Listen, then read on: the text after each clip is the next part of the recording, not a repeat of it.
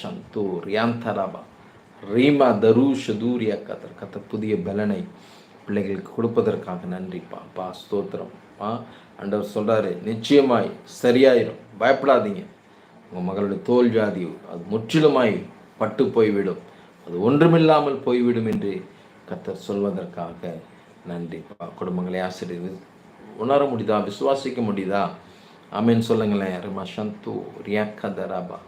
நன்றிப்பா, நன்றிப்பா. ஒவ்வொரு பிள்ளைகளையும் நான் ஆசீர்வதிக்கிறேன், வாழ்த்துக்கிறேன். வாழ்ந்திருக்கட்டும், செழித்திருக்கட்டும், சுக வாழ்வு துளிர்க்கட்டும். பாரபா சந்து ரியாக்கதரு ஷதூரியந்தராபா. நன்றி.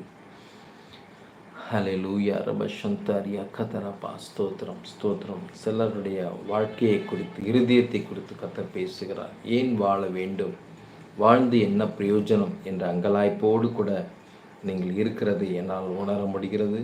கத்தர் சொல்கிறார், நான் உன் வாழ்க்கையில் மாற்றத்தை உண்டு பண்ணுவேன், சோர்ந்து போகாதே, எழும்பி போராடு, உனக்கு வெற்றி உண்டு என்று கத்தர் சொல்கிறார். நன்றிப்பா. Please pray for my financial status. அருமையான சோஃபியா சிஸ்டருக்காக ஜெபிக்கிறேன்.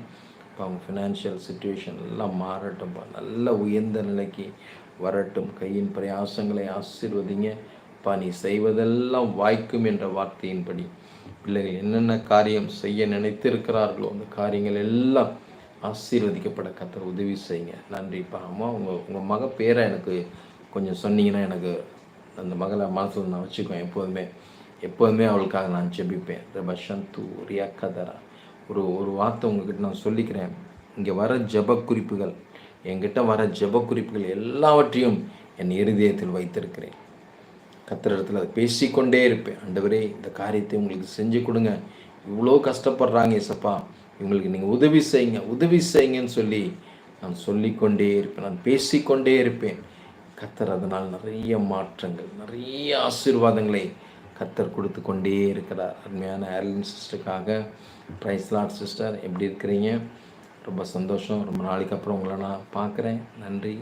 ரிமா சந்து ரியாந்தரபா ரிமாக்கரு ஷதூரியா கதரபா. எல்லாரும் நம்பிக்கையோடு கூட போராடும்போது நாம் நிச்சயமாக வெற்றி பெறுவோம். ஆமீன்.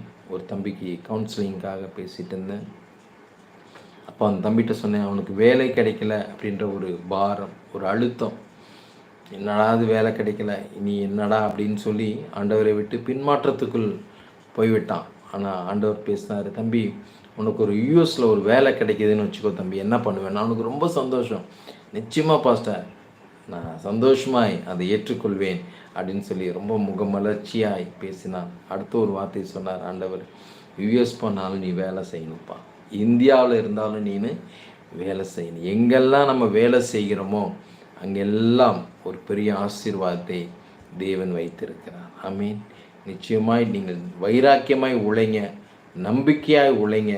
கர்த்தர் உங்கள் முயற்சிகளை அவர் ஆசீர்வதிப்பார். ஒரு நாளும் அவர் உங்களை கைவிடவே மாட்டார். எந்த மூட பழக்கத்துக்குள்ளாரையும் போகாதீங்க. ஆவியில் நல்லா பலப்படுங்க.